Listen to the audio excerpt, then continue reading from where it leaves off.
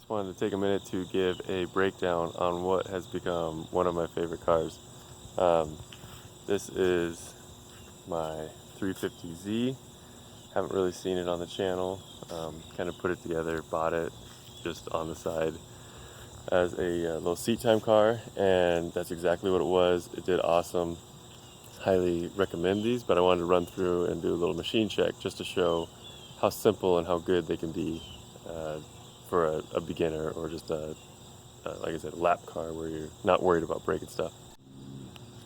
Alright, so exterior wise, all stock, which is fine. Some people hate how these look. I don't really mind them. I think they're kind of cool. More modern lines than a S chassis.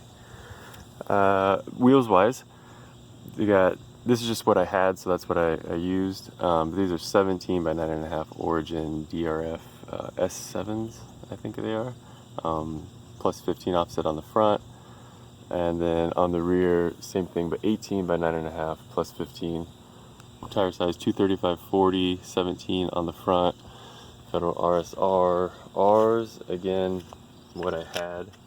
And the rears are, I think, some Ironmans on these. Suspension wise, that's probably really the important part.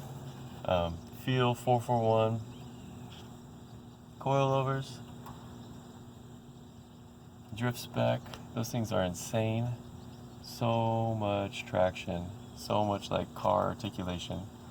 And then the PBM lower arm angle kit with the offset rack spacers, and that, as you can see, crazy amounts of angle.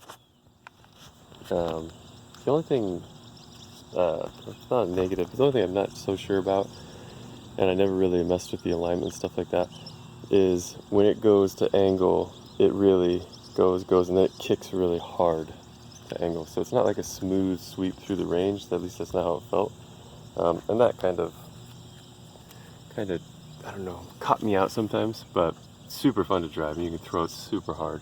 Brembo track package calipers, front and rear. The brakes on this thing were shot, so just had the opportunity to pick up some Brembos. Went ahead and swapped the whole thing. I think stock like street pads with some slotted drilled rotors, just the cheapest rotors I could find actually.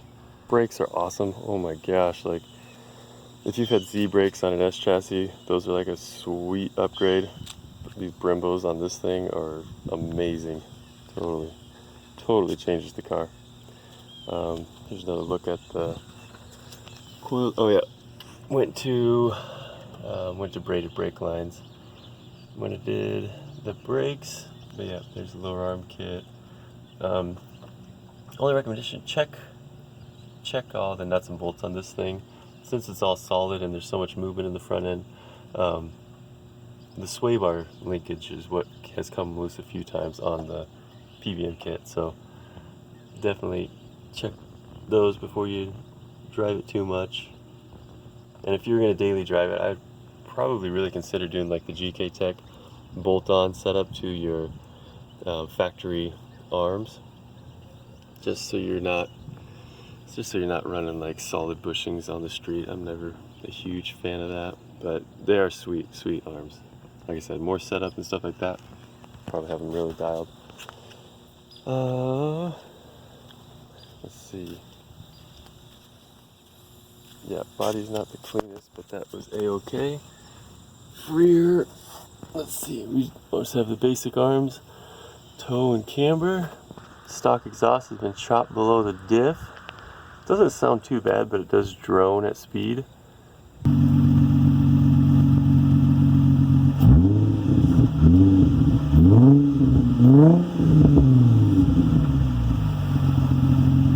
The diff is a shimmed. I don't think it's welded, but it's a shimmed. I believe it's out of an auto transmission car or something like that, because it's like a 3:9 ratio instead of a 3:7.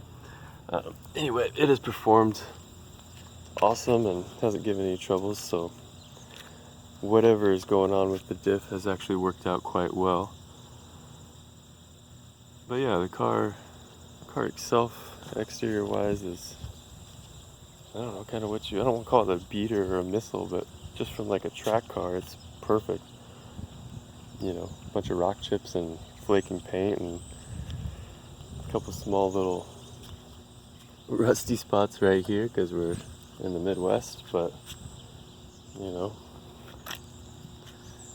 for a Z that you're not gonna cry if you bump a cone or somebody else as you get better. It's exactly right. On the interior, went to all my favorite doodads, kind of stuff that this car was basically put together with everything I already had, so that's kind of what dictated choices, and that's a-okay with me because it's stuff I like. But anyway, so yeah, a Nardi 330 classic, 330 millimeter, not the deep cone. Does have a spacer on there. JSP fab Delrin, the white Delrin shift knob. I don't know if I can get some contrast on there or shade. Anyway, really sweet. Love the feel. Love the weight. And this is like my nerd part right here, or one of them. This is, yeah, the Yashio Factory Okachan water temp sensor. It's got the switch, so you can switch between 4 channels of temperature inputs. So it'll display the channel here and then what the temperature is for that channel. So you could run, you know, your water temp, oil temp, you could do inlet air temp. You could just use it for testing of like before and after an intercooler. Yeah, years and years ago I had a sensor type, just the 1 channel sensor type. Really loved it. Parted out my 14 back then and I sold it, and after that I don't know, super hard to come by. Anyway, I picked this up off Yahoo Auctions years ago, and finally installed it. And seat wise, got a Corbeau FX1 Pro. Yeah, pretty nice seat. Buddy Club super low seat rails. Yeah, seat does good. My only, I don't know, complaint, only problem, this being a Z, headroom is pretty low, so I gotta pull the bottom cushion of the seat out for a drift day when I'm running a helmet. Even without a helmet, my head's really close to that crossbar up there. And then, yep, fire extinguisher just to meet specs at the track. Alright, so then this handbrake setup. So on some like Toyotas in the past, Z33 e-brakes in the past, like drum style e-brakes have worked awesome in the past, but this Z design, something about the whole thing is garbage.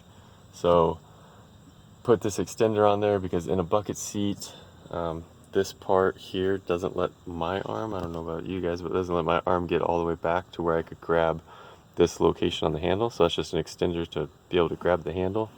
Add a little leverage, hopefully lock it better. It doesn't. After you adjust it out on the drums, go out there and run a couple laps, it would be garbage again. So next upgrade on the list for this thing would be a hydro e-brake. Like I don't know what it is in the design, but just put one on there. You're not being a ricer. Like if you want to go drifting, it's almost necessary on these things because the stock e-brake's really bad. Then the interior is gutted from the seats back and like the A-pillars on up or whatever, which again, this was never a daily car, just a track car, so it was a-okay with me. The wiper has been deleted as well. This is kind of how I got the car, so it is what it is. But again, for my uses, it was perfect. Alright, engine bay. And to continue the interior sensor talk, so here's this is what was cool about this, the Okachan setup. It came with the Yashio Factory water temp block for the hose, and then there's the sensor obviously. But alright, engine bay. Again, super simple. It just came with this hot air intake.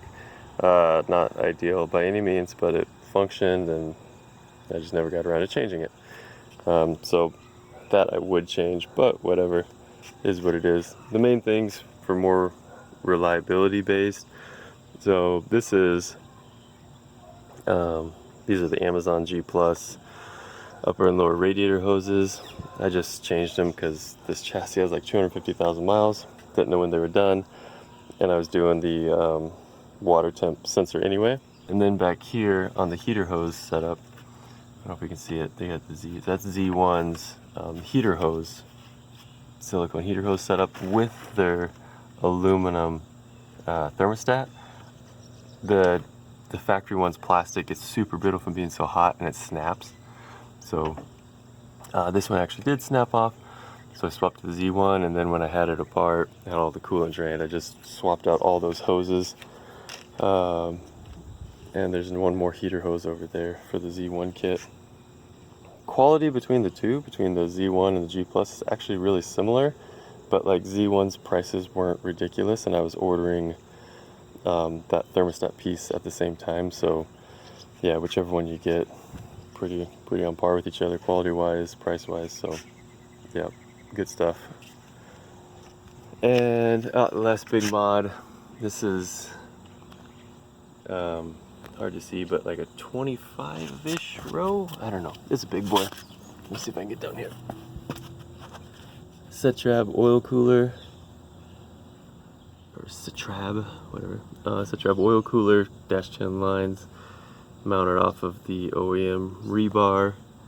Picks up a little air, but definitely I think helps with temps because it's on just factory radiator right now. But running a few summer events, never had any issues after a cool down lap or two. So yeah, kind of quick and dirty mounts just to get them in place, but yeah, I didn't have any trouble.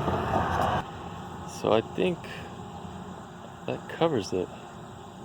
Alright, so I think that wraps it up on a quick walk around on the car. Hopefully you guys kind of got some inspiration or motivation to say, hey, make a Z, make it simple, go have fun. You could do the same thing with the G35. This thing has AC, another bonus to totally stock like engine setup, nothing crazy. So if you're driving to the track, you know, you got AC. Totally simple car, highly recommended. Don't go crazy building something or overbuilding something when you've never gone drifting or you're just getting started. Spend a little bit extra, save a little bit longer, buy like a G35. They're way cheaper, not way, but they're a bit cheaper than Z. Buy a Z, something like that. It's just ready to go pretty much out of the box. The standard recipe of like the simple, you know, diff, bucket seat, coilovers, go have fun. Like that really applies to these cars, and that's why I highly recommend it. So I hope you guys do the same. Even if you're in the process of overbuilding some crazy car, save some of that money and go buy a Z or something like that, and make yourself a simple car you can hit the track and just do lap after lap after lap. All right, thanks guys, peace.